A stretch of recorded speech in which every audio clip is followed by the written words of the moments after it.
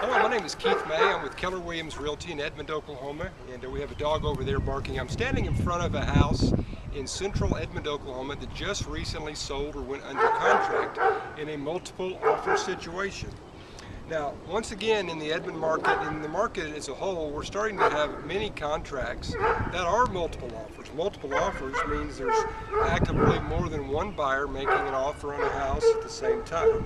Now, per the Real Estate Procedures Act, RESPA, it is good etiquette for everyone that actively has an offer in on a house to be notified of multiple offers and have an opportunity to increase their offer or bring their biggest and best offer. That way it's a fair playing field to everyone.